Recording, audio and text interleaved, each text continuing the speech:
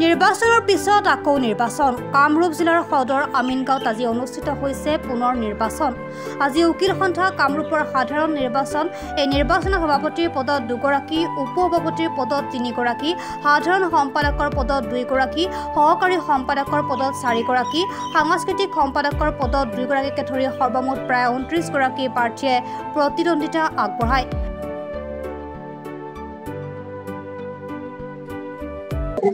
হয় আজি কামৰূপ জিলাৰ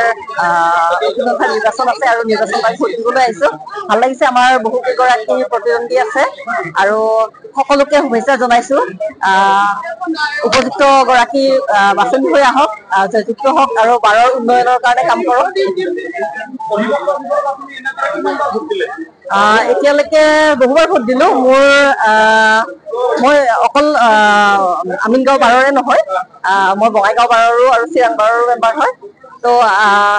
আপোনাৰ এতিয়ালৈকে মোৰ 16টা বছৰ কমপ্লিট কৰিলো অধিবক্তা জীৱনত তো এই 16টা বছৰত বহুবাৰ দিলো হয় নিশ্চয় আগবঢ়াইছিলো মই বঙাইগাঁও বাৰৰ জইণ্ট ছেক্ৰেটাৰী আছিলো কণ্টিনিউৱাছ 2টা টাৰ্মলৈকে আৰু এক্সিকিউটিভ মেম্বাৰ হিচাপে আছিলো প্ৰাৰ্থীসকলক অভিনন্দন জনাইছো আৰু তেওঁলোকৰ পৰা আশা কৰিম তেওঁলোকে যাতে বাৰৰ উন্নয়নৰ হকে কাম কৰে প্ৰাৰ্থীসকলক শুভেচ্ছা জ্ঞাপন কৰে গুৱাহাটী বাৰ এছ'চিয়েশ্যনৰ প্ৰাক্তন সভাপতি তথা জ্যেষ্ঠ অধিবক্তা পুলিন গোস্বামীয়ে গুৱাহাটী উচ্চ ন্যায়ালয় কামৰূপ মহানগৰ সত্ৰ ন্যায়ালয়ৰ স্থানান্তৰ সন্দৰ্ভতো প্ৰতিক্ৰিয়া প্ৰকাশ কৰে জ্যেষ্ঠ অধিবক্তা পুলিন গোস্বামীয়ে প্ৰশ্ন কৰিলে মই এতিয়ালৈ মোৰ 46 ইয়াৰ্ছ ৰানিং 46 বছৰ মই এখন বাৰৰ লগত জড়িত হৈ আছো আৰু ইয়াৰ প্ৰতিজন মেম্বাৰৰ লগতেই মোৰ এটা আত্মিক সম্পৰ্ক আছে আপুনি নিশ্চয় জানে যে মোৰ কৰ্তব্যৰ সময়ত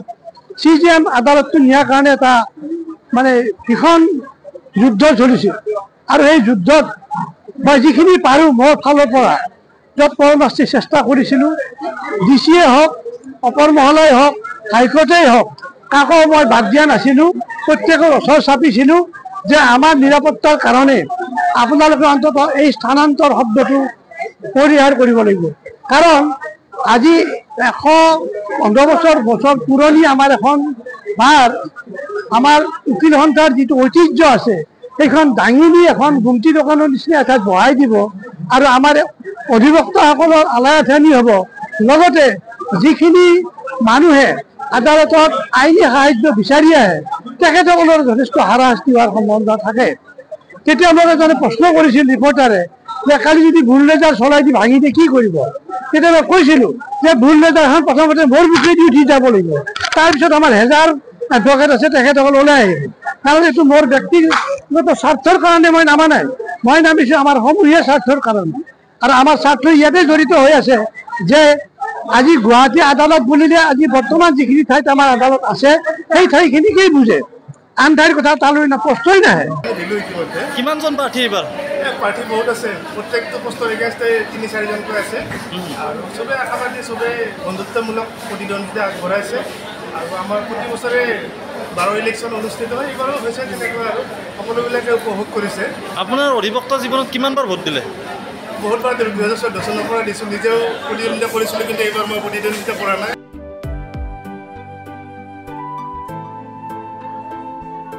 আমিনগাঁৱৰ পৰা মিতালী দাসৰ ৰিপৰ্ট প্ৰাত টাইম ডিজিটেল শদিয়াৰ পৰা ধুবুৰীলৈ বৰাকৰ পৰা ব্ৰহ্মপুত্ৰলৈ সকলোৰে মাজত চিনাকি এটা নাম প্ৰাত টাইম